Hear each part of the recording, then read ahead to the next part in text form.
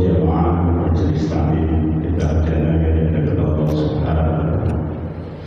Pertama dan paling utama kita senantiasa memanjatkan segala puja dan syukur kepada Allah Subhanahu wa taala atas limpahan nikmatnya bersahadat serupa iman dan Islam hingga pada saat ini kita sama-sama dapat berkumpul berwajah bersilaturahim. Mudah-mudahan seluruh rangkaian ibadah kita diterima oleh Allah Subhanahu wa taala. Amin ya rabbal alamin.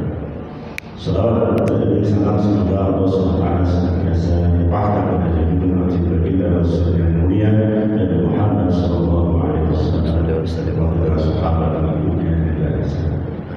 Bapak Ibu hadirin jemaah majelis taklim yang dimuliakan oleh Allah Subhanahu wa taala, pada kesempatan Ahad ini kita bersama Ustaz Kurniawan akan memberikan pembelajaran kepada semua. Mudah-mudahan menambah semangat kita, motivasi kita, wawasan kita terhadap agama Islam. Mudah-mudahan apa yang kita sampaikan menjadi ilmu yang manfaat untuk kita di dunia dan akhirat. Amin ya rabbal alamin. Kepada Ustaz kami persilakan. Assalamualaikum warahmatullahi wabarakatuh. Bismillahirrahmanirrahim. Alhamdulillahirabbil alamin.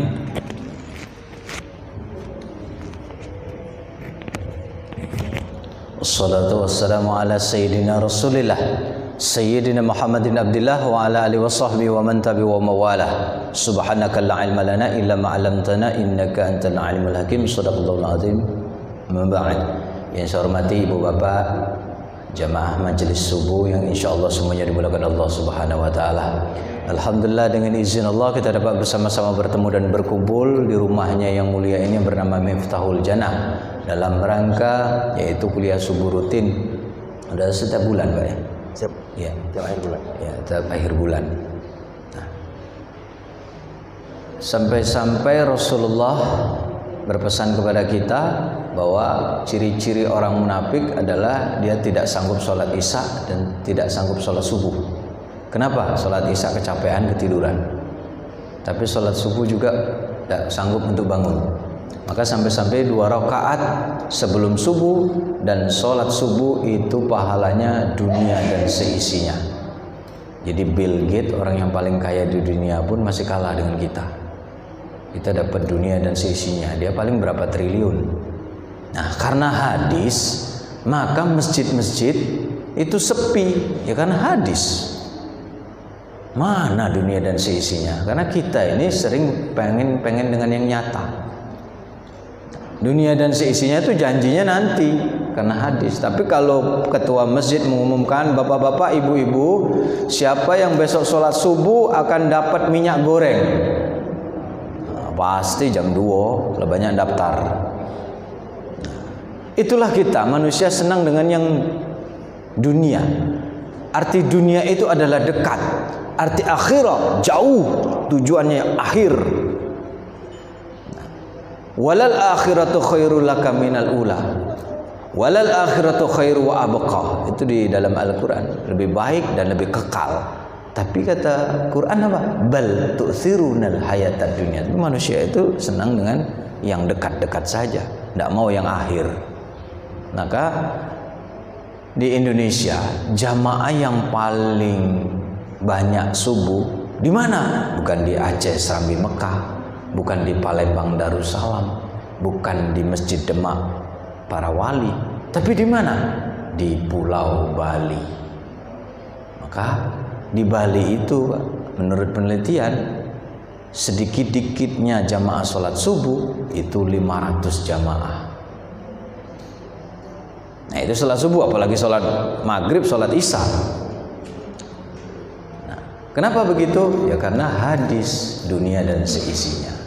Nah pada hari ini kita akan membahas tentang sebab-sebab kenapa doa kita tidak dikabulkan. Jadi mengutip pendapat Abu Lais Al-Faqih, dia adalah imam besar berjalan di kota Basrah. Jadi imam itu lewat di kota Basra, jadi dilihatnya adalah ulama besar, Imam Abu Lais Al-Faqih, maka penduduk Basra mendekati. Ya imam, kami ada pertanyaan, mampirlah dulu. Apa? Imam, kami selalu berdoa kepada Allah, tetapi kenapa doa kami tak kunjung dikabulkan? Kami berdoa anak kami supaya menjadi anak yang soleh dan soleha, ternyata nyekek botol, ngaibon, ya, obin, minum asoka, anggur merah, topi miring, topi telungkup. Kenapa imam? Padahal Allah berjanji ud'uni astajib lakum, berdoa kepadaku niscaya aku kabulkan. Lalu ayat lain juga dikatakan fa iza sa'alaka ibadi fa inni qarib. Apabila hambamu bertanya kepada aku wahai Muhammad, maka jawablah fa inni qarib. Aku adalah dekat, sampai-sampai mengatakan sedekat urat leher. Tapi kita tidak bisa mengatakan Allah itu ada di urat leher nongkrong di sini, bukan. Kalau begitu bahwa gugur Allah itu sebagai Tuhan. Karena apa? Tuhan itu tidak bisa dibayangkan karena dia laisa kamislihi syai'un atau mukhalifatul lil hawadis. Jadi tidak akan sama dengan ciptaannya. Maka kenapa kurban itu berasal dari kata qarib? Nah, jadi kurban itu berasal dari kata qarib, dekat. Dekatnya suara, makanya menyembelih hewan kurban memutuskan urat leher. Kalau udah putus sudah mati, nyiksa, haram hukumnya. Makanya hewan kurban harus pasnian di urat lehernya, kemudian pisaunya harus yang tajam. Nah, Imam Abu Lais Al-Faqih ini menjawab, hati kalian itu mati, tidak nyambung dengan Allah. Jadi yang menyebabkan hati kami mati sehingga doa kami tidak diijabah apa ya imam? Yang pertama, kamu mengenal Allah sebagai Tuhan, tetapi haknya untuk disembah tidak dilaksanakan. Kalau ditanya siapa pencipta langit dan bumi? Allah. Pencipta alam semesta? Allah. Yang memberi rezeki? Allah. Salat apa tidak? Setahun 2 kali, Idul Fitri sama Idul Adha. Nah, ini yang membuat hati kita menjadi mati, tidak nyambung dengan Allah. Maka selagi kita itu tidak mau menyembah Allah, maka jangan mimpi doa kita dikabulkan. Mengaku Allah itu Tuhan, tetapi haknya untuk disembah tidak dilaksanakan. Ustaz, apakah teman Allah itu perlu manusia? Tidak. Seluruh dunia ini orang tidak beribadah, tidak mau menyembah Allah, Tuhan tidak pernah rugi. Jelas sampai situ?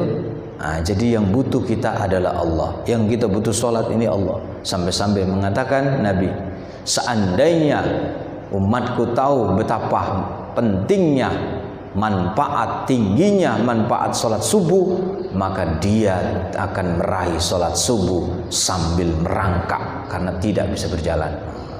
Saking indahnya sholat subuh itu, semakin tinggi manfaat dan derajat sholat subuh, maka akan merangkak meskipun tidak bisa berjalan. Ya, merangkak. Nah, Ustadz, cuma kami ini sekarang banyak aliran-aliran. Jadi kami ini banyak bingung. Umat dibuat bikin bingung. Dulu taunya doa iftitah itu Allahu Akbar kabirau. Tahu-tahu anakku disekolahkan di Muhammadiyah. Ngapa doa iftitahnya Allah maba'id baini wa baina? Jadi ribut bapak sama anaknya. Nah, ngapa doa iftitah kau lain? Ngapa pak? Doa iftitah bapak Allah Akbar kabirau. Ngapa kamu Allah ba'id baini? Oh, doa iftitah bapak itu sudah kuno, ya kan? Jadi kalau anak kita sekolah di sekolah negeri, doa iftitahnya Allah Akbar kabirau. Tapi kalau sekolah di swasta, di SD Muhammadiyah, di SMP Muhammadiyah, SMA Muhammadiyah, doa iftitahnya Allahumma ba'id baini wa baina. Kemudian macam-macam lagi. Ada yang pakai kunut, ada yang tidak pakai kunut. Ada yang pakai usolli, ada yang tidak pakai usolli.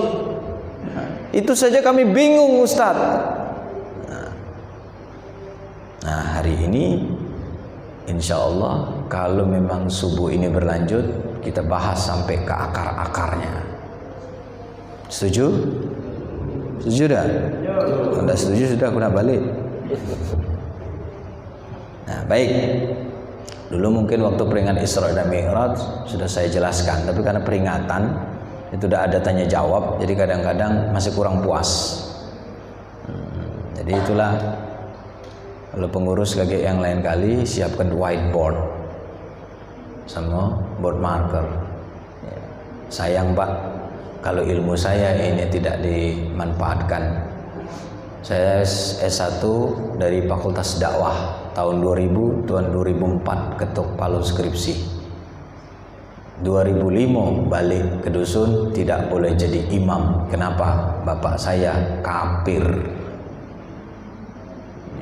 2005 waktu itu menteri agamanya orang Palembang, namanya Profesor Dr. Said Agil Al-Munawar. Beliau guru besar UIN Syarif Hidayatullah. Maka waktu itu Putra Sumsel direkomendasikan untuk mengikuti tes program pasca sarjana. Bagi yang lulus gratis SPP 4 tahun, 4 semester. Lewat itu bayar dewek. Jadi ada bantuan beasiswa. Nah, 2005 langsung melanjutkan program pasca sarjana waktu itu lulus. Setelah itu dapat 3 tahun, 2005, 2006, 2007 balik. Dapat gelar MPDI, Master Pendidikan Islam, bukan Master Pendidikan Insya Allah. Balik ke dusun saya, masih tidak boleh jadi imam. Master itu Pak. Kenapa? Orang tuanya kafir. Lalu saya melanjutkan program bahasa Arab 2 tahun di Saudi Arabia. Ibu bapak yang punya anak punya ijazah SMA, yang pengen kuliah tapi tidak punya biaya, saya rekomendasikan. Kalau dulu 1 tahun di Indonesia, 1 tahun di Saudi. Karena dulu tidak ada universitas yang ada di Indonesia, hanya sebagai pengantar. Kalau sekarang 2 tahun di Indonesia, 2 tahun di Saudi. Dapat gelar LC, listen, bukan ladang ceramah. Nah, jadi yang punya ijazah SMA tapi tidak mampu kuliah di Timur Tengah, saya rekomendasikan 2 tahun di Indonesia, 2 tahun di Saudi. Persiapan di Indonesia. Nah, universitasnya di belakang Rumah Sakit Muhammadiyah. Namanya Ma'had Sa'ad bin Abi Waqqas. Nah, kalau ada anak-anak yang pengen kuliah tapi tidak mampu, silakan. Cuma nyari duit ongkos baik, duit bensin. Gratis sampai tamat. Tidak ada biaya. Itu memang beasiswa bantuan dari Departemen Saudi Arabia. Langsung dari Raja Salman, pemerintahan Saudi. Nah, kenapa? Visi dan misi mereka untuk membumikan bahasa Arab. Apalagi dari dusun, senengian mereka. Diharapkan para santri-santrinya ini, para mahasiswanya begitu tamat balik ke dusun ngajar bahasa Arab. Karena apa, Bu? Al-Quran bahasa Arab, hadis bahasa Arab, fikih bahasa Arab, tarikh bahasa Arab, bahasa surga bahasa Arab, bahasa alam kubur bahasa Arab. Jadi kalau kita nak benci dengan bahasa Arab, rugi. Kalau kita benci dengan ke-Arab-Araban, benci dengan Habib, rugi. Karena apa? Kalau kita benci dengan Arab, kita tidak punya bahasa, tidak punya negara. Indonesia punya Majelis Permusyawaratan Rakyat, MPR, asal kata dari majelis, jalasa yajlisu ijlis, artinya duduk seperti ini. Jadi ini majelis duduk. Makanya makan Pak Bu lebih sehat makan duduk seperti ini yang kata Rasulullah daripada makan di meja makan. Kenapa? Makan di meja makan itu cara Yahudi dan Nasrani. Yang bagus duduk seperti ini. Karena apa? Menurut kesehatan, makan secara duduk tidak menimbulkan penyakit wasir. Ini langsung dicerna oleh pencernaan. Beda dengan duduk. Nah, makanya standing party yang pesta-pesta itu ingin menghancurkan misi kerasulan Rasulullah. Yang makan sambil berdiri, tidak, minum sambil berdiri, standing party, itu cara Yahudi menghancurkan tradisi Islami. Nah, sampai-sampai Nabi mengatakan, apabila kau minum dalam keadaan berdiri, maka fakhruj, muntahkanlah. Kenapa? Kalau kita minum dalam keadaan berdiri, langsung air itu ke ginjal. Maka ketika itu ginjal harus bekerja keras untuk menyulingnya. Tapi kalau kita minum dalam keadaan duduk, ini duduk minum ya. Nah, bismillah.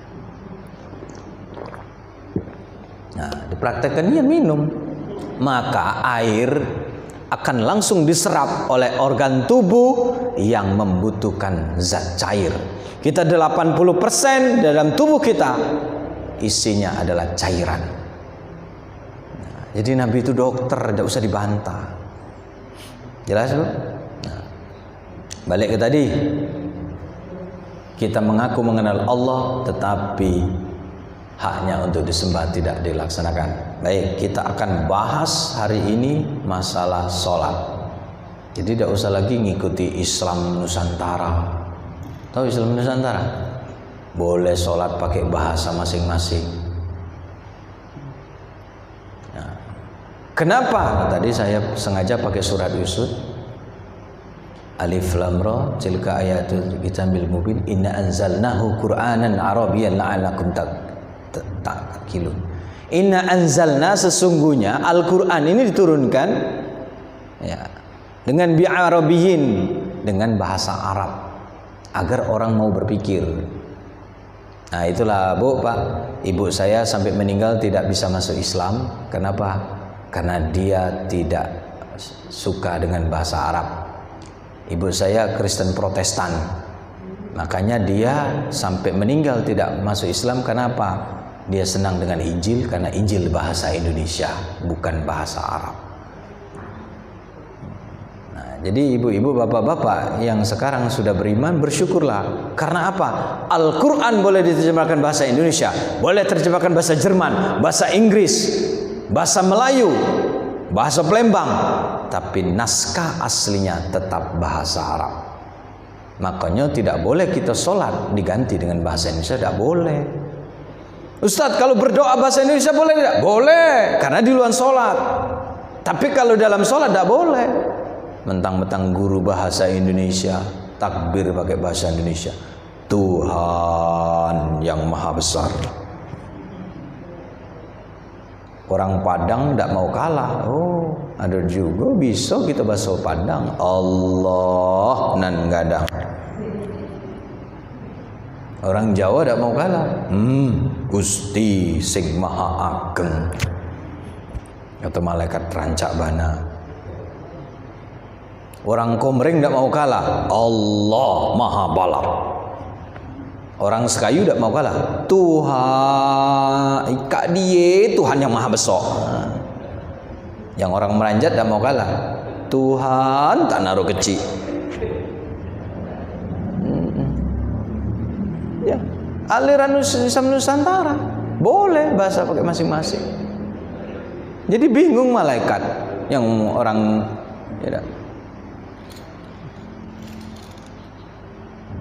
Kenapa tidak boleh?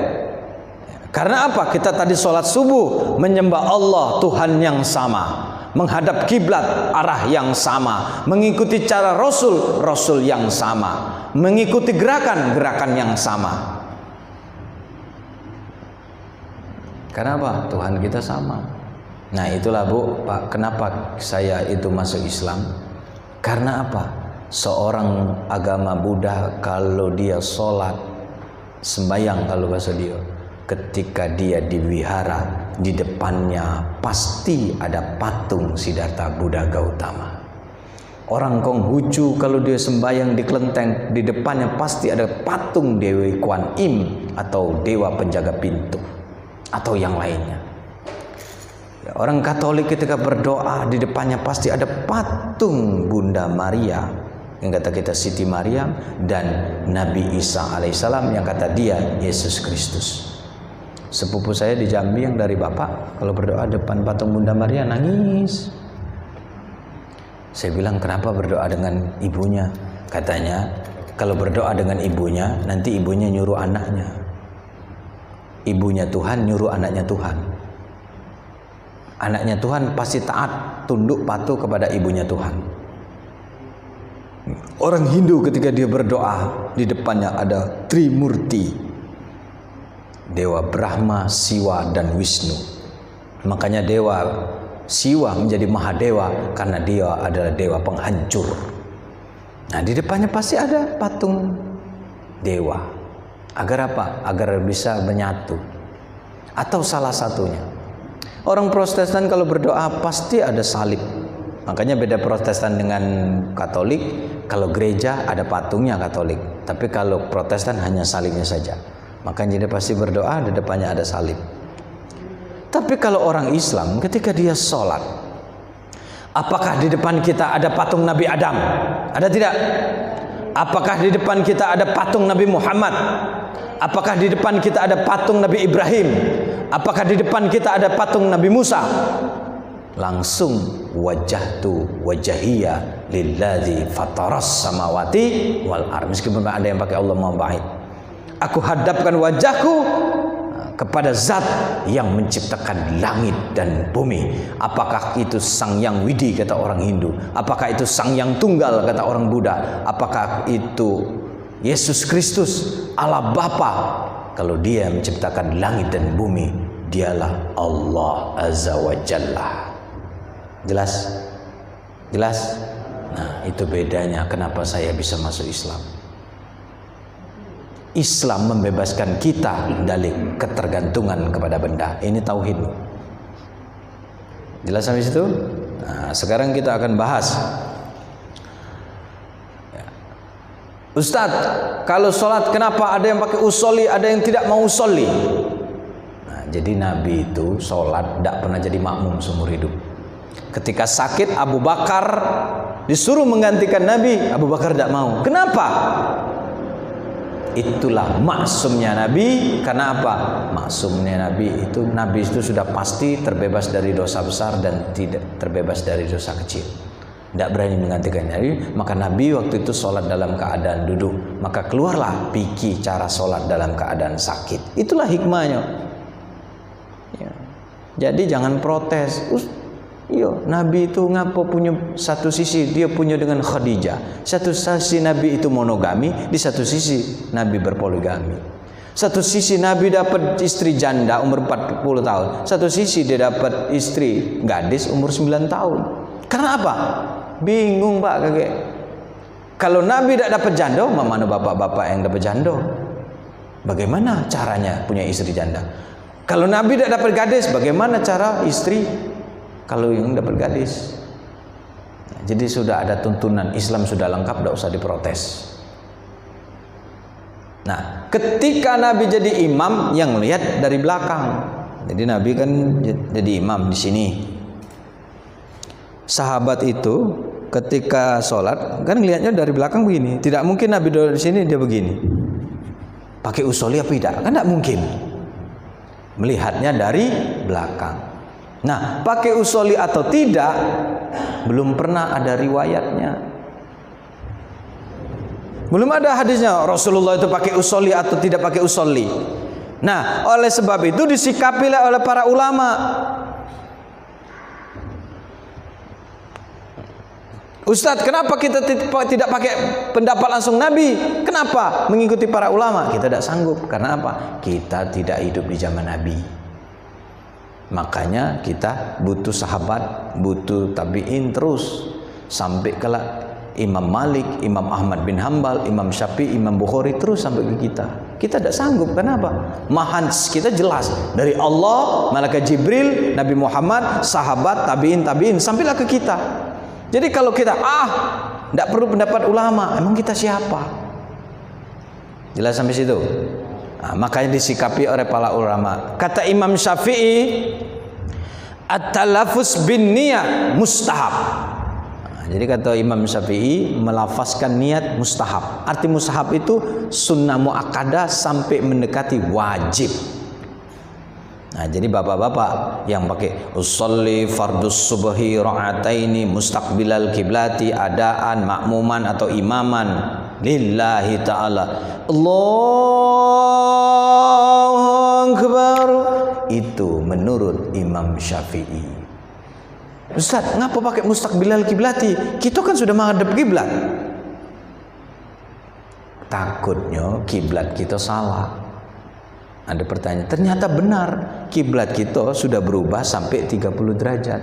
Jadi ya Allah, arti mustaqbilal kiblati itu ya Allah, aku menghadap kiblat, tapi benar atau tidak? Ya pokoknya aku menghadap kiblat. Inilah dalil wa huwa ma'akum aina ma kuntum, dimanapun kamu berada Allah bersamamu. Jadi biarpun miring 30 derajat, ya Allah pokoknya niatku menghadap kiblat. Nah, begitu. Nah, Imam Hanafi lain lagi. At-talaffuz bin niat. Nah, bid'ah. Nah, ini suka bid'ah kan, ini ngikut Imam Hanafi.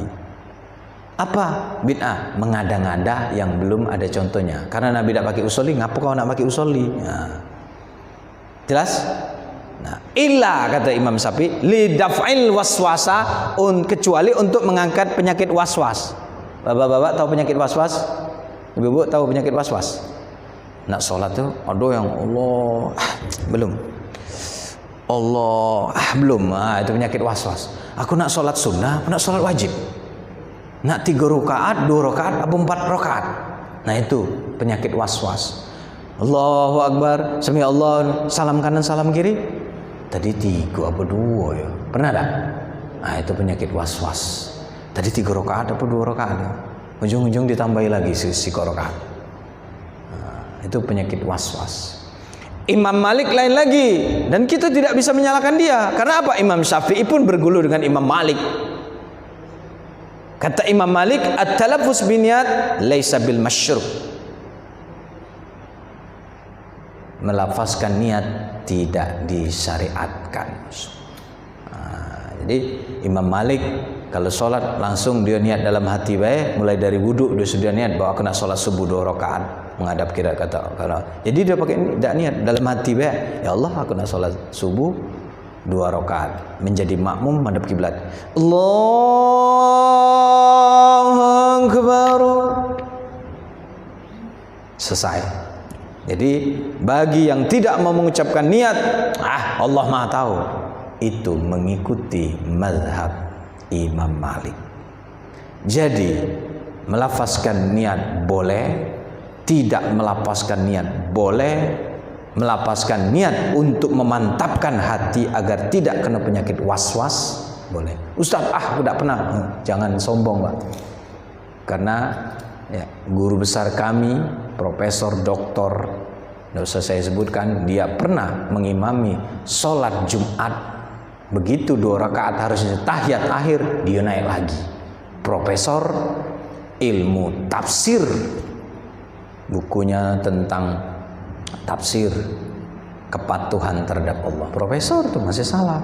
Makanya guru saya pesan dulu, nak, kalau kalian jadi imam jangan lupa sebelum membaca niat bacalah An-Nas, Qul a'udzu birabbin nas, malikin nas, ilahin nas, min syarri waswasil khannas, alladzi yuwaswisu fi sudurin nas minal jinnati wan nas. Baru sholli fardhu subhi ra'atani mustaqbilal qiblati imam malilata. Itu ilmu. Bapak-bapak boleh amalkan.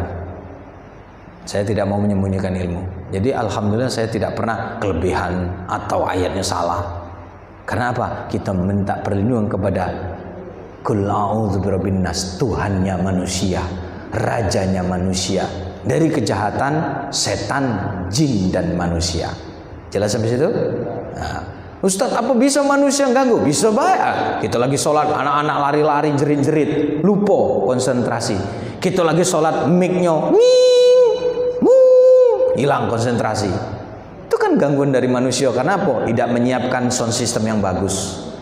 Makanya saya kalau disuruh ceramah, ya, yang wajib adalah sound sistemnya harus bagus, harus jelas, tidak boleh bengaung-ngaung, berdenging-denging, ngorok-ngorok, putus mati. Nah, ini kebutuhan pokok ini. Kapan sound system ini sudah ngangung-ngangung, berdenging, saya tidak mau lagi pakai sound system.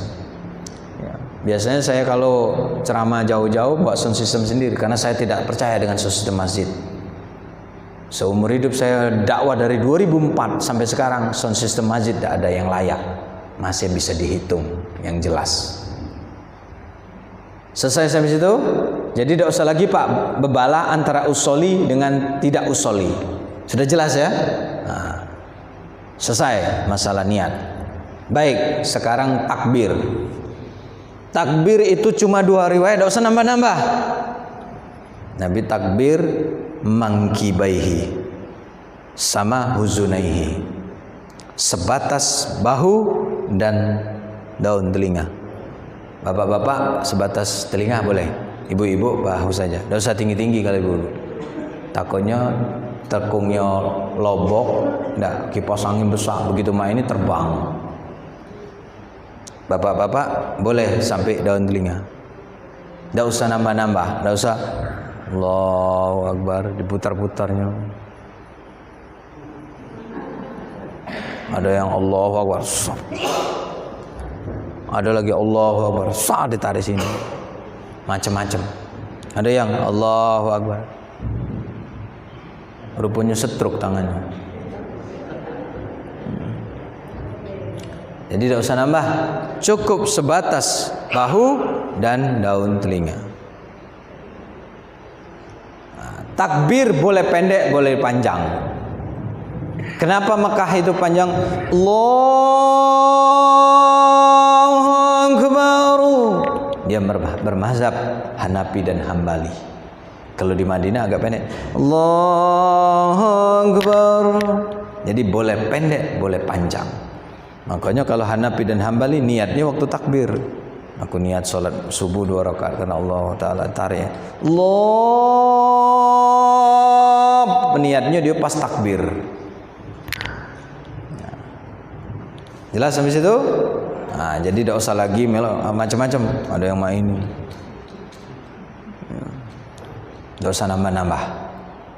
Sekarang ya, meletakkan tangan ketika takbir. Ada 3 riwayat. Allahu Akbar di pangkal lengan. Jadi kalau ada yang salafi dia main ini, taruhnya main ini. Boleh ditumpuknya di sini. Ini sini. Ada di tengah lengan. Ada di ujung lengan. Jadi ada 3. 1 Allahu Akbar, 2 Allahu Akbar, 3. 1, 2, 3. Kalau yang main ini itu kedinginan. Sudah lama ditinggal bini itu. Kedinginan. Jadi tidak usah nambah-nambah. Jelas sampai situ? Nah, jadi kalau ada yang begini tidak usah disalahkan. Ada yang begini tidak usah disalahkan. Kalau ada begini tidak usah disalahkan. 1, 2, 3. Lalu meletakkan tangan. Nah, Imam Syafi'i meletakkan tangan baina saradri ala surati, antara pusat dan dada, tengah-tengah dia. Nah, inilah yang saya amalkan. Karena apa? Ketika kita mati ditaruhnya di sini. Ada kata orang mati taruhnya mak ini atau mak ini, masih di sini. Ketika kita mati. Bainas sudri ala surati, antara pusat dan dada, tengah-tengah dia. Ini yang banyak kita amalkan di Indonesia. Imam Hanafi lain lagi, ala surati, di atas pusat. Ini pusat ditutup. Apa hikmahnya? Ini pusat nafsu. Pempek masuk, laksan masuk, model masuk, tekwan masuk, pecel masuk, nasi padang masuk, koral masuk, behel masuk, pasir masuk. Nah, masuk kalau di sini. Nah, ditutup. Imam Ahmad bin Hambal lain lagi, tahta surati, di bawah pusat. Tapi jangan ke bawahan. Iya. Nah begini. Di mana? Turki. Ya. Panglima perang Syekh Muhammad Al-Fatih itu kalau di filmnya dia sholat berjamaah main di bawah pusat.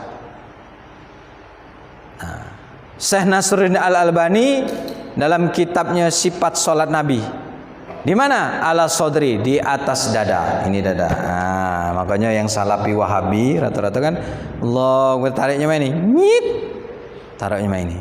Ah, jangan disalahkan, memang ada niat. Ala sodri, di atas dada. Imam Syafi'i di akhir hayatnya dia tidak puas belajar hukum fikih, jadi dia belajar tauhid. Jadi berubah dia. Tadinya baina sadri ala surati berubah alal qalbi, di atas jantung hati. Sini.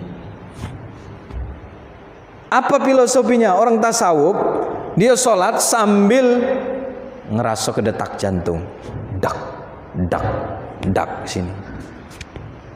Jadi kalau ada yang main ini itu sholat ala wong tarekat. Kenapa? Sambil merasakan detak jantung.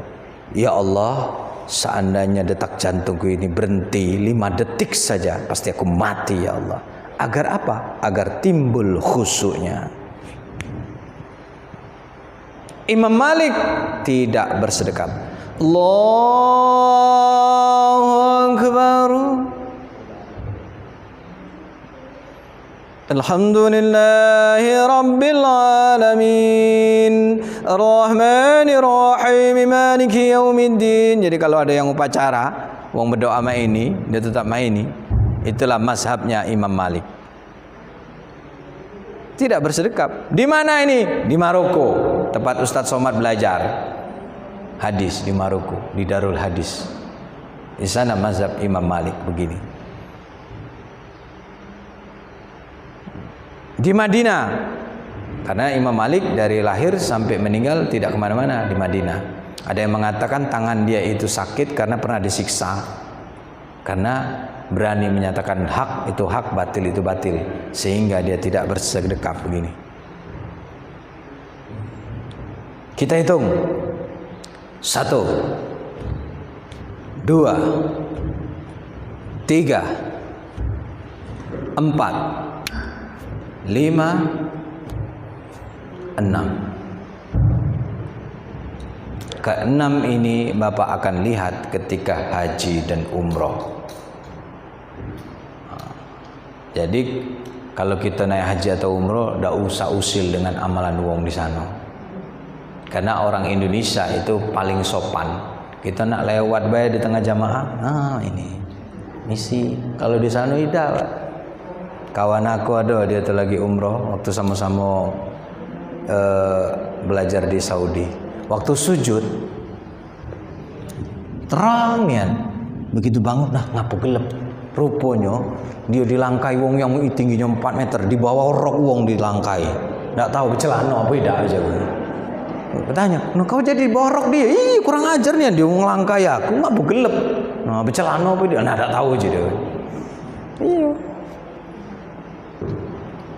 Nah makanya di Saudi itu taman mininya akhirat.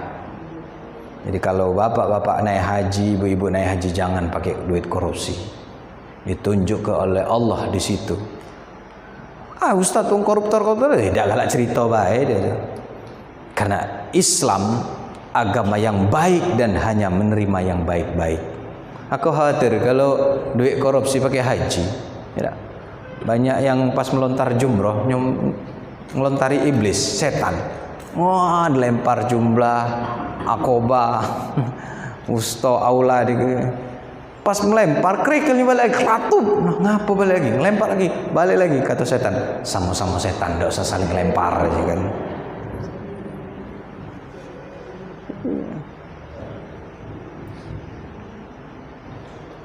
Nah, kita akan ketemu dengan 6 seperti itu. Selesai ya bersedekap. Jadi kalau ada yang main ini jangan disalah ke. Kalau ada yang main ini jangan disalah ke. Kalau ada yang begini jangan disalah ke.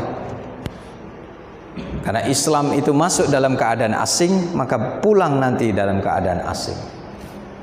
Ya. Kalau sekarang kan asing, kalau anak-anak itu megang mushaf Al-Quran sambil ngapal Quran, asing. Yang dipegang zaman sekarang bukan Quran lagi, HP. Budak 3 tahun lah ngerti main HP.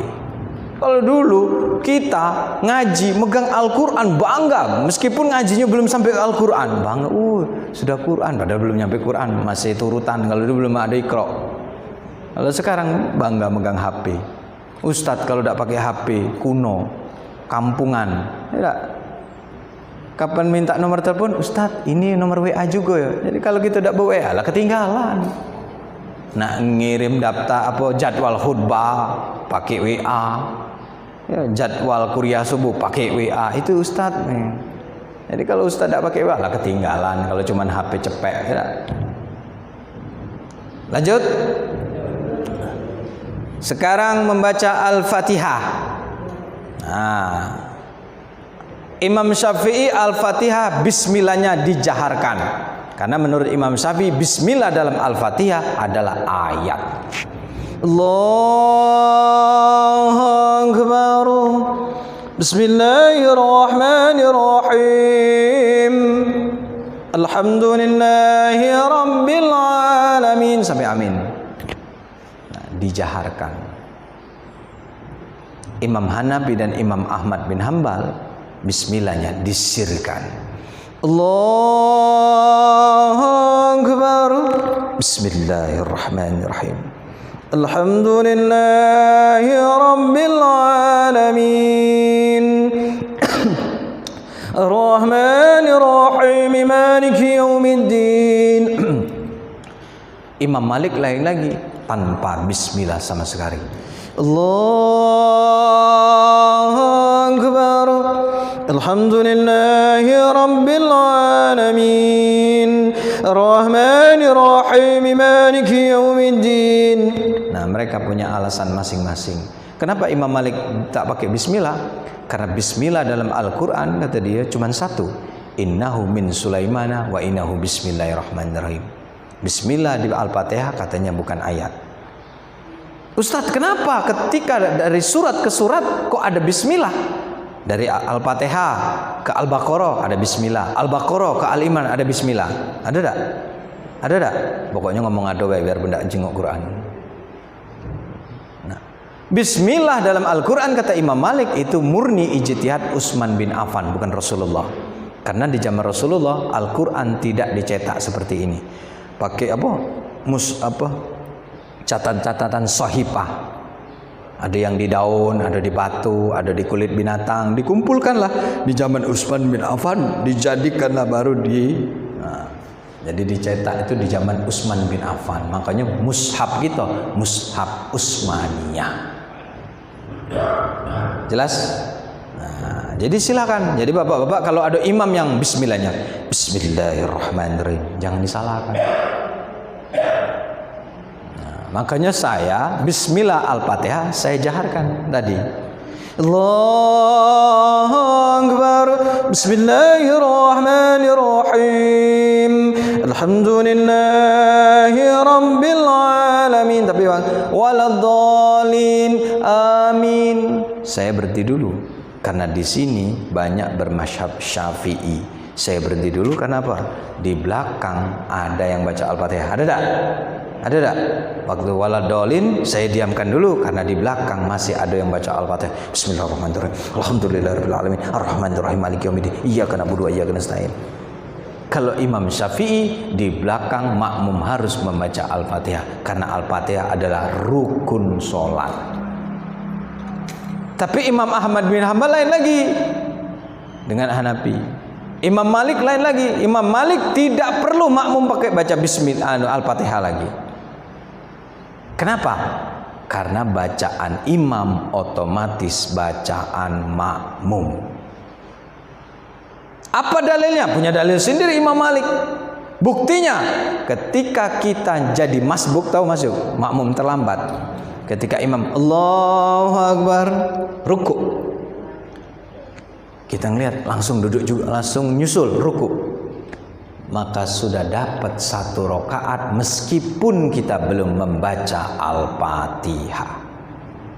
Sama dengan lagi tahiyat akhir. Jadi ibu bapak kalau tahiyat akhir, imam tahiyat akhir, dia belum salam kanan salam kiri, kita jadi masbuk, langsung saja duduk tahiyat akhir. Sebelum dia mengucapkan salam, maka kita tetap dihitung berjamaah. Assalamualaikum warahmatullahi. Nah, baru kita naik.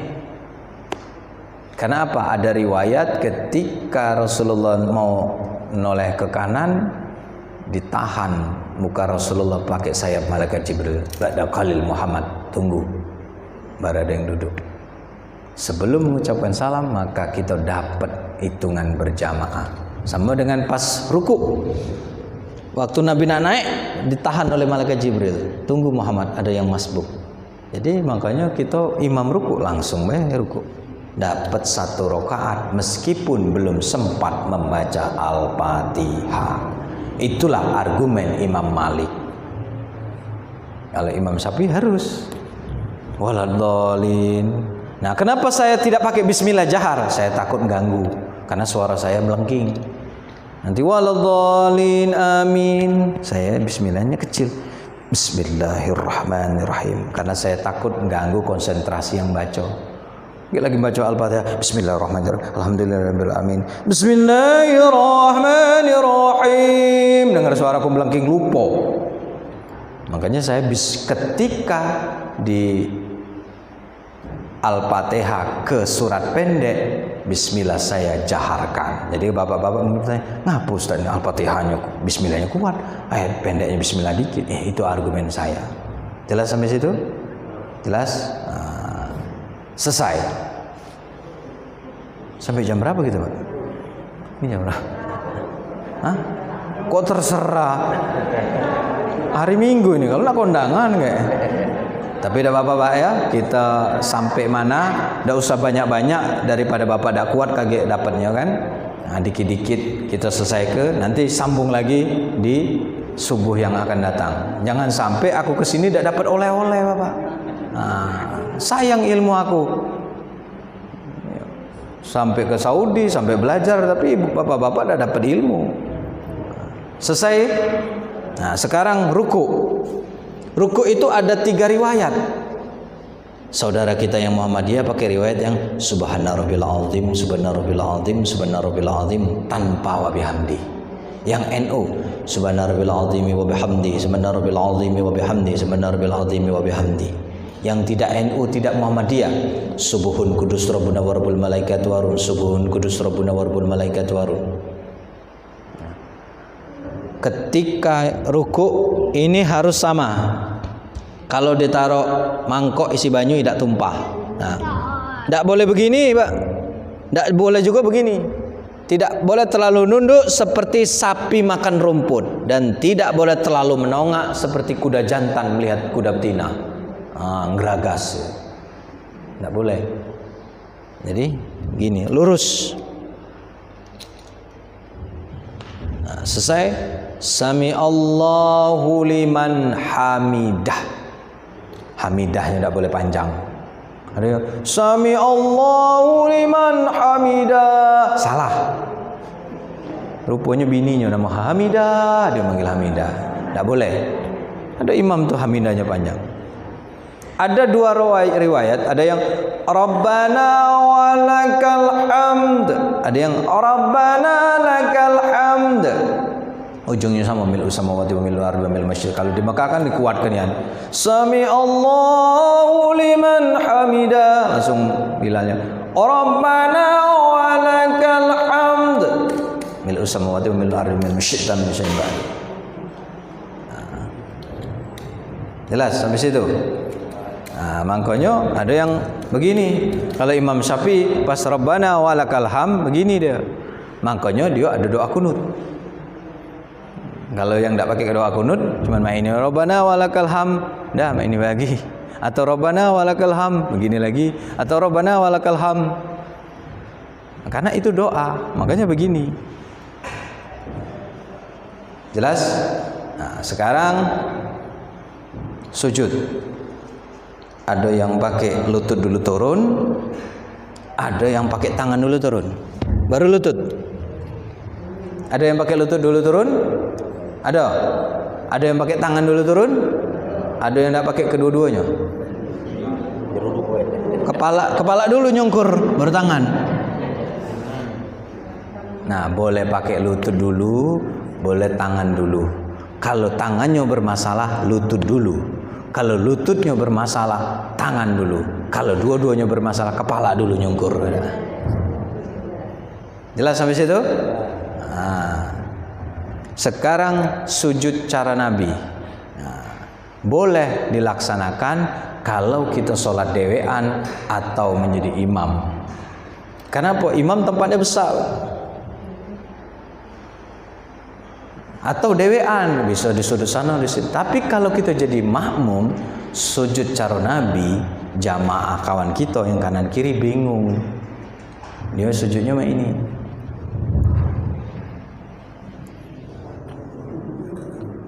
Iya. Ini dibuka lebar-lebar sehingga anak domba masuk. Anaknya bukan maknya. Nah, jadi suruh jangan. Bapak rasoke kalau kita sujud mah ini lemak nih yang di pinggang belakang ini. Nah itulah gerakan sholat itu adalah terapi untuk pegel-pegel. Nah. Bagi yang dari sana, kaki harus lurus, tidak boleh bengkok-bengkok. Nah, jadi saya praktekkan kaki ini harus lurus begini. Tidak boleh kaki itu begini atau begini atau begini atau goyang-goyang. Harus lurus. Antara ini dengan ini harus lurus. Jelas? Nah, jadi tidak boleh kaki itu bengkok sana atau nutup atau goyang-goyang, batal. 3 kali goyang-goyang bergerak, bukan gerakan syar'i, bukan gerakan sholat, batal. Jelas sampai situ? Nah, sekarang duduk antara 2 sujud. Jadi ada 2 yang dari sana lihat, ini iftiroshi, jempolnya taruh di bawah sini. Atau boleh begini, tidak usah bebalah. Nah, ada riwayat Rasulullah itu sholat 2 rakaat tahiyat akhir. Kalau yang 2 rakaat tahiyat akhir, kita harus begini kan. Kalau yang 2 rakaat, Rasulullah pernah sholat yang 2 rakaat tapi dia duduknya seperti ini. Ini saya dapat waktu Syekh Jamal dari Mesir. Dia hafal Al-Quran. Kami dulu waktu kuliah di Fakultas Dakwah, beliau itu guru besar bahasa Arab, ditugaskan di Fakultas Adab jurusan sastra Arab. Jadi pernah aku dulu di masjid, merbot masjid, secara wong buntu tidak mampu ngekos.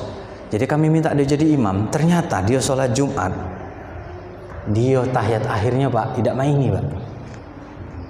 Itu kalau sholat Jumat tahiyat akhirnya kan begini, dia tetap begini. Ya, ternyata ada Rasulullah kalau dia sholat 2 rakaat tahiyat akhirnya tetap seperti tahiyat awal. Nah kami tanya, ya dia tidak bisa bahasa Indonesia. Dia mengertinya kan pakai bahasa Arab. Jadi mahasiswa yang jurusan bahasa Arab yang ngerti. Nah dia jelaskan itu katanya. Nah jadi kalau seandainya Bapak Ibu ada yang sholat 2 rakaat tahiyat akhirnya tetap begini, jangan disalahkan. Ternyata ada riwayat itu. Nah inilah gunanya kita menuntut ilmu, tidak mudah nyala-nyalakan orang. Selesai? Nah. Iya ya, silakan kalau ada yang nanya. Ada MC, siapa MC? Iya. Ustaz. Ajalah kalau. Mungkin nanya, ada yang doa kunut sebelum membaca ayat. Bismillah. Kalau yang sudah membaca ayat kan umum. Sesudah membaca ayat apa ya? Kan Al-Fatihah, baca ayat kalau habis rukuk baru doa kunut. Ada yang sebelum baca ayat dia baca doa kunut dulu. Kan katanya ada mazhab apa itu? Iya, mazhab Imam Malik. Ada. Tapi tidak usah dipeloi sini. Jadi mazhab Imam Malik itu, mazhab Imam Malik itu yang kata Bapak tadi kan. Dan kunutnya disirkan, tidak dijaharkan. Kalau kita kan dengar kalau Allahumma adina fiman hadait. Kalau dewean Allahumma dini biman hadait. Tapi ada imam yang Allahumma dini biman hadait. Ya Allah berilah aku hidayah sebagaimana Engkau beri hidayah. Kalau Allahumma dina biman hadait, ya Allah berikan kami hidayah sebagaimana Engkau beri hidayah. Nah kalau orang tidak belajar bahasa, domirnya tetap tidak diganti, tetap Allahumma dini. Jangan diaminkan karena dia itu doa untuk dewe. Dia cala kan untuk dia dewe, yang ngamin ke banyak. Nah jadi ada Pak, itu mazhab Imam Malik dan kunutnya disirkan, tidak dijaharkan. Ada yang bilang, Ustaz, kunut itu bid'ah. Nah ini orang ini tidak belajar ulumul hadis. Aku juga heran. Aku belajar sampai ke Mekah juga tidak kate orang sana ngatur ke kunut itu bid'ah. Bingung aku tuh. Kok di sini kata ke bid'ah? Ya. Jadi bid'ah itu belum ada contohnya. Lu Nabi itu berkunut. Jadi awal kunut itu begini Pak. Jadi Nabi ini namanya perjuangan Nabi ada munafik plus kafir. Kalau kafir lemak kelihatan, oh itu darahnya halal, bunuh. Kalau munafik tidak tahu, dia ini pura-pura beriman tapi kafir. Nah, itu nah. Makanya Nabi mengatakan ayatun salasun munafiqin. Ada 3 tanda-tanda orang munafik. Idza hadasna kadzba, berkata bohong. Wa idza akhbala khana, dipercaya khianat. Dan berjanji ingkar. Nah, hati-hati Bapak, jangan berkata bohong, jangan khianat dengan amanah, jangan berjanji ingkar. Jadi kalau misalnya datang yo, aku nak yasinan, jangan insya Allah. Kalau biasanya insya Allah itu pasti tidak datang. Nah, tahu asal insya Allah, Nabi itu ditanya, sayakuluna salasatu rabi'uhum kalbuhum, wa yakuluna khamsatun sadisuhum kalbuhum, wa yakuluna sab'atu saminhum. Sahabat bertanya, ya Rasulullah, jumlah ashabul kahfi 3, 4 apa sama anjingnya, 5, 6 dengan anjingnya, atau 7, 8, 9 dengan anjingnya. Kata Nabi, besok. Ditunggunya kok tidak turun-turun ayat. Besok lagi. Akhirnya ditegur oleh Allah, katakan Muhammad, kalau kau ditanya Allah yasha Allah, jangan kau ngomong ke besok, tapi insya Allah. Nah, itu asal usul insya Allah. Tapi kalau kita datang yo, aku nak ngundang, insya Allah pasti tidak datang. Nah, ketika orang munafik itu minta guru itu, ya Rasulullah kirimkan guru, dikirimlah oleh Rasulullah. Ternyata yang dikirim Rasulullah ini yang hafal Al-Quran, hafal hadis, bukan dijadikan guru, dibunuh. Ketika itu Rasulullah galau, kecewa, langsung wah laknat Allah ya mereka ya Allah, azab mereka ya Allah. Nabi galau, Allah tahu Nabi galau, maka diturunkanlah untuk membaca kunut nazilah. Arti kunut nazilah itu artinya nazala artinya turun perintah membaca kunut. Nah, disikapi oleh para ulama. Kata Imam Syafi'i, awalnya tidak ada kunut dan tidak ada kunut. Maka Imam Syafi'i kalau disuruh berkunut berarti ada hikmah, ada kebaikan-kebaikan, ada pahala-pahala. Karena Nabi awalnya berkunut, kemudian dia berhenti kunut, tapi kunut diajarkan kepada Hasan dan Husain, kepada istri-istri Nabi, kepada Sayyidina Ali dan sahabat-sahabat yang lainnya. Akhirnya para sahabat meneruskan kunut. Ada yang di sholat subuh, ada yang di 10 akhir Ramadan, ada yang di witir. Nah, ketika itu para sahabat meneruskan kunutnya Rasulullah, meskipun Rasulullah tidak berkunut. Nah, Rasulullah saja tidak melarang para sahabatnya berkunut. Loh, kita Rasul bukan, Nabi bukan, hafal Al-Quran pun tidak, hafal Alfiyah pun tidak, hidup di zaman Nabi pun tidak, hidup di zaman sahabat pun tidak. Ngapain larang-larang orang baca kunut? Jelas? Iya. Nah, itu yang saya bingung. Imam Hanafi lain lagi. Kata Imam Hanafi kan awalnya ada kunut, kemudian ada kunut gara-gara ada guru orang Islam dibunuh, dibantai. Akhirnya tidak ada kunut. Maka kata Hanafi, aku tidak mau berkunut. Yang unik lagi, Imam Ahmad bin Hambal. Awalnya kan tidak ada kunut, kata Imam Hambal. Kemudian gara-gara ada guru Islam dibantai, dibunuh, akhirnya apa? Rasulullah berkunut. Ketika itu berarti wajib. Nah, sesudah Rasulullah berkunut, maka akhirnya tidak ada kunut. Jadi kata Imam Ahmad bin Hambal, kita tidak perlu berkunut, Bapak Ibu jamaah. Kita tidak perlu berkunut. Tapi ingat, ketika Yerusalem dikatakan ibu kota Israel, ketika saudara kita di Selandia Baru ditembaki di hari Jumat, ketika saudara kita di Masjidil Aqsa ditembaki secara massal oleh Israel, maka demi Allah kita wajib berkunut. Jelas. Nah, Imam Ali dia berkunut, tapi kunutnya dijaharkan ketika Bapak tadi. Disirkan, tidak dijaharkan. Jadi yang berkunut itu hanya, yang tidak berkunut hanya Imam Hanafi. Imam Hambali berkunut harus ada sebab, Imam Malik berkunutnya disirkan, Imam Syafi'i dijaharkan. Maka inilah filosofi cara berpikir orang NU. Ada orang NU sini? Orang Nahdlatul Ulama.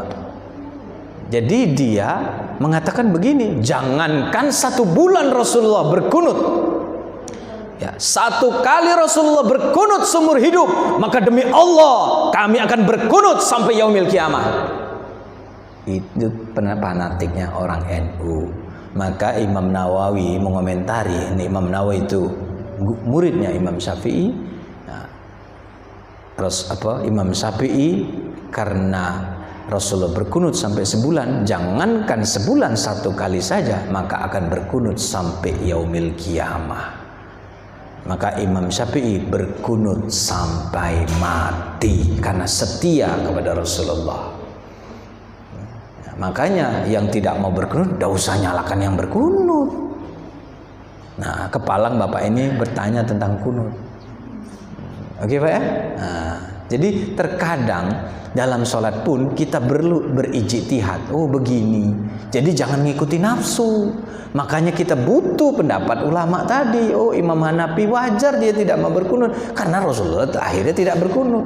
Imam Ahmad bin Hanbal mengatakan berkunut itu wajib ketika ada saudara-saudara kita di Palestina, saudara kita di Uighur, saudara kita di Rohingya, saudara kita yang ada di Syria, saudara kita di Ukraina, saudara-saudara kita di Rusia. Mereka dibantai, maka kita wajib berkunut.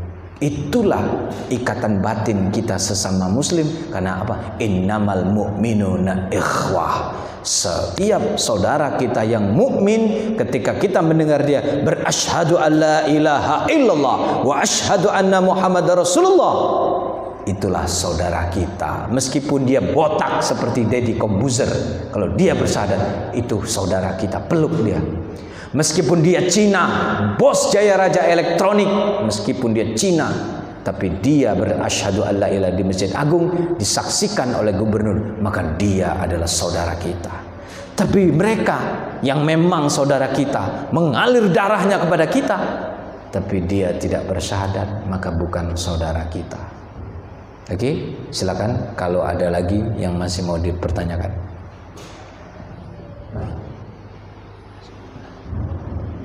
Saudara ibu-ibu mau tanya bahwa Muhammad Ustaz di untuk memperjelas sesuatu yang kita bacakan untuk memperdalam, silakan ibu-ibu supaya pada kita betul-betul kita yakin berdasarkan ilmu, bukan tebak-tebak, kan itu diputar ya. Iya benar. Silakan. Ada yang mau tanya. Tapi alhamdulillah di sini Ustaz tidak ada debat khusus. Ya. Tidak apa-apa. Aman saja. Dan saya lihat keseharian tidak ada banyak perbedaan. Seperti biasa-biasa saja. Namun memang perlu disampaikan juga bahwa kalau ada perbedaan bukan sesuatu yang salah. Berdasarkan ilmu yang masing-masing. Oke. Kalau tidak ada, kami ini juga sudah cukup. Dan sambung bulan depan lagi. Sambung bulan depan lagi berarti. Ya. Atas ilmunya dan bermanfaat kita semuanya. Itu mari kita tutup dengan doa akan dipimpin oleh Ustaz.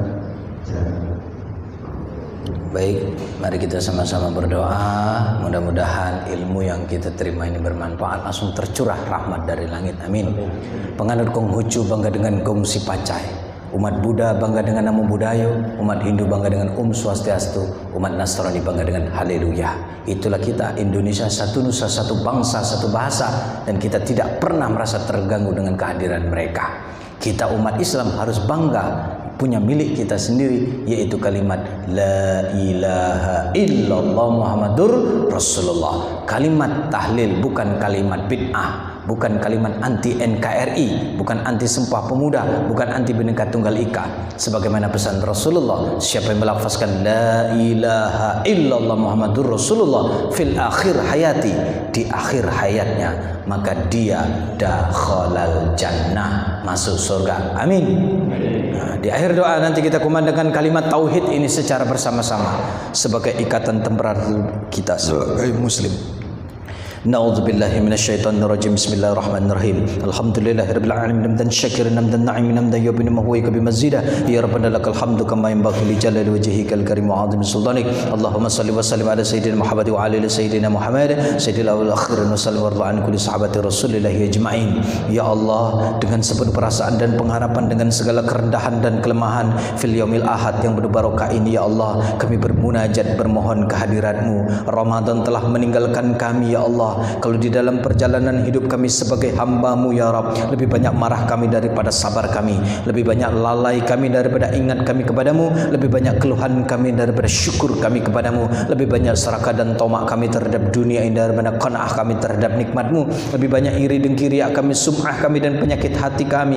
Maka tunjukilah kami jalan-Mu yang lurus, ya Allah, jalan yang apabila kami berpijak di atasnya tidaklah kami tersesat untuk selama-lamanya. Sebagai keluarga besar kami tengah menghadapi kesulitan panjang berupa musibah. Apabila musibah yang menimpa bangsa kami ini merupakan ujian dari-Mu, ya Rabb, berikanlah kami kesabaran untuk menghadapinya dan kemampuan untuk mengatasinya. Apabila musibah yang menimpa bangsa kami ini merupakan teguran dari-Mu, ya Rabb, berikanlah kami kesempatan untuk melakukan koreksi diri, untuk memperbaiki yang kurang dan mengurangi yang berlebihan. Ampunilah dosa kami, ya Allah, dosa ibu bapa kami baik yang di dunia ini maupun yang telah kembali menghadap-Mu, ya Allah, sebagaimana Engkau mengampuni dosa Nabi Adam dan Siti Hawa ketika memakan buah khuldi. Selamatkanlah orang tua kami yang telah kembali menghadap-Mu dari siksa kubur, ya Allah, sebagaimana Engkau menyelamatkan Nabi Nuh alaihissalam ketika banjir air bah melanda. Lindungilah zuriat-zuriat kami dari bahaya maksiat, kemungkaran, kebodohan terhadap ilmu agama-Mu, ya Allah, sebagaimana Engkau melindungi Nabi Yunus alaihissalam ketika di dalam perut ikan Nun. Zat-Mu adalah benar, ya Allah, malaikat-Mu adalah benar, qada dan qadar-Mu adalah benar, surga dan neraka-Mu adalah benar, yaumil kiamah adalah benar, dan janji-Mu adalah benar. Maka pada ahad yang berbarokah ini kami menagih janji-Mu, sebagaimana janji-Mu akan mengabulkan doa hamba-Mu. Dan aku yakin kepadamu, Engkau adalah zat sang maha pencipta yang tidak pernah mengingkari janji. Engkau zat yang menciptakan langit dan bumi, zat yang menciptakan bintang, bulan dan matahari, zat yang memerintahkan bumi hingga bisa bergetar, zat yang memerintahkan gelombang tsunami hingga bisa meratakan bangunan dengan tanah, zat yang menciptakan seluruh makhluk ciptaan-Mu dengan kun fayakunmu. Maka kami hakul yakin kepadamu, mustahil bagi Engkau tidak dapat mengabulkan doa kami. Tunjukkanlah kekuasaan-Mu, ya Allah, dengan mengabulkan doa kami, sebagaimana Engkau menunjukkan kekuasaan-Mu kepada Nabi Musa ketika Laut Merah terbelah dan Engkau melemahkan Firaun dan bala tentaranya. Ampunilah kami kalau kami belum menjadi umat Rasulullah yang terbaik. Kami sering mengkhianati Rasulullah dengan berbuat dosa-dosa dan kesalahan, tetapi kami hakul yakin Rasulullah tetap setia menanti kami di pintu sorga. Maka sampaikan salam rindu kami kepada Rasulullah, meskipun kami tidak pernah berjumpa dengan Rasulullah, tetapi kami hakul yakin beriman kepada Rasulullah sallallahu alaihi wasallam dan selalu merindukan untuk berkumpul bersama beliau di sorga-Mu nanti, ya Allah. Tolonglah kami, ya Allah, tolonglah saudara-saudara kami yang ada di Palestina, saudara-saudara kami yang ada di Masjidil Aqsa ditembaki secara massal, saudara-saudara kami yang ada di Uighur, saudara-saudara kami yang ada di Rohingya, saudara kami yang ada di Selandia Baru, saudara-saudara kami yang ada di Ukraina, saudara-saudara kami yang ada di Rusia, saudara-saudara kami yang ada di Wamena, dari ancaman pembakaran, dari ancaman pengusiran, dari ancaman pemurtatan, dari ancaman kejahatan Zionis Israel dan perang saudara. Sebagaimana Engkau menolong Rasulullah sallallahu alaihi wasallam ketika dikejar oleh kafir Quraisy. Tautkan hati kami, ya Allah, satukan langkah kami untuk menata hari esok yang lebih baik. Karuniakan kepada kami rakyat dan bangsa Indonesia, khususnya umat Islam ini, pemimpin-pemimpin yang takut kepada-Mu, ya Allah, dan sayang kepada kami. Berikan mereka kekuatan zahir dan batin, dapat membawa kami rakyat bangsa Indonesia, khususnya umat Islam, menuju masyarakat yang adil dalam kemakmuran dan makmur dia dalam keadilan di bawah naungan ridha-Mu, ya Allah. Tautkan hati kami, ya Allah, satukan langkah kami untuk menata hari esok yang lebih baik. Jadikanlah istri-istri kami, anak-anak kami, orang-orang soleh yang soleha yang tunduk kepada Engkau dan Rasul-Mu, ya Allah. Rabbana hab lana min azwajina wa dhurriyyatina qurrata a'yun waj'alna lil muttaqina imama. Allahumma ighfir lana wal walidina warhamhum kama rabbawna shighara. Rabbana atina fid dunya hasanah wa bil akhirati hasanah wa qina adzabannar. Abdalluhu ma qultuhu ana wan nabiyuna min qablih. La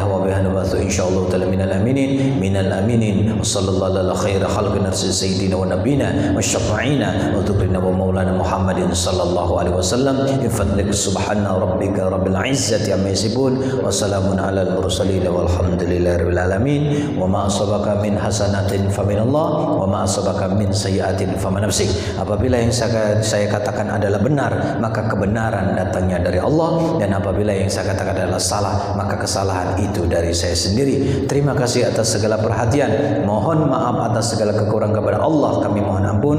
Usikum wa nafsi wa iyaya bitaqwallah. Wallahul muwaffiq ila aqwamit thoriq. Wassalamualaikum warahmatullahi wabarakatuh. Terima kasih.